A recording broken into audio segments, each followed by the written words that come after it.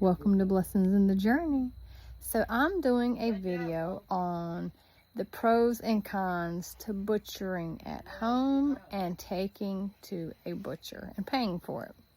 So I put out the pig video, which was like from force pig to plate. All your food tastes better when you raise it, by the way, or grow it. And I want to do pros and cons because there were definitely pros and cons to both ways. And it's kind of hard to say what I'll do again because I guess it depends on like what pros would outweigh which cons at the time. So the first time we did it, the first time we butchered at home. We had friends come over. We had a family of friends who like were very expert on butchering at home with pigs. And then we had another friend who came over and we were like, hey girl, you come help us, you take meat home, you know? And it was so much fun to butcher all together. It was just like the fellowship, the community. I love learning from others and teaching others too, but I love learning from others, and it was a really big learning experience. The fellowship and fun was good. Lots of cutting up and joking, of course, but it was also a lot of work. It took several hours, and it was like scolding the pig was a little tricky, and oh, that's the kitty cats crying. I was wondering what that noise was. Yes, we have kitty cats now. So it was, you know, it's challenging. I guess the cons would be it was time consuming. It was challenging. The pros would be that it was fun to butcher with others, and then there's like a satisfaction of doing it yourself, and it was free. It didn't cost to butcher at home. The biggest con to me, which I now realize, is when you butcher at home, at least for us, we got less meat. The pigs were a little bit smaller because, again, we kind of butchered them out of necessity at the time. They kept getting into our neighbor's yard, and we didn't want animal control up here, so we went ahead and butchered them.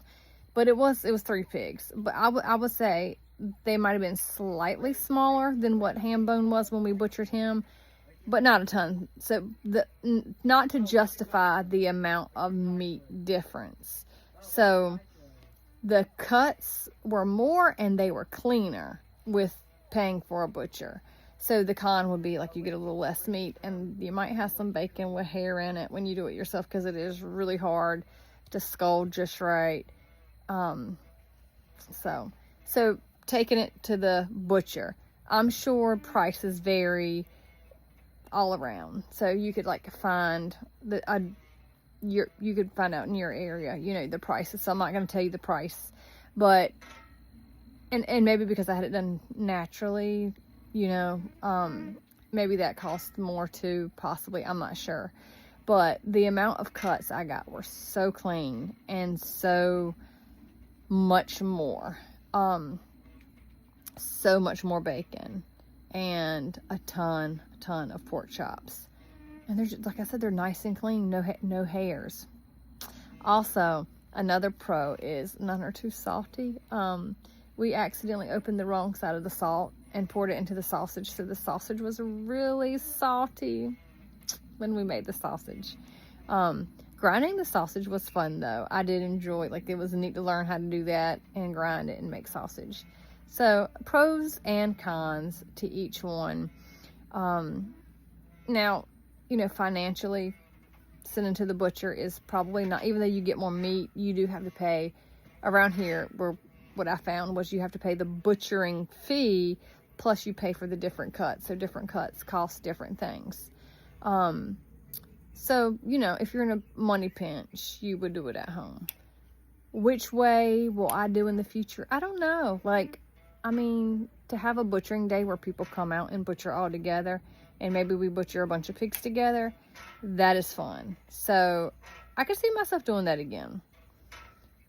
But it's also so much easier to take it to the butcher, and you don't have to worry about hair in your bacon when you eat it later. So I don't know. I would do it either way, but probably go and pay for the butcher myself. But you got to do both experiences, right? So if you've never butchered at home, you got to try it. All right. Thanks for watching, guys.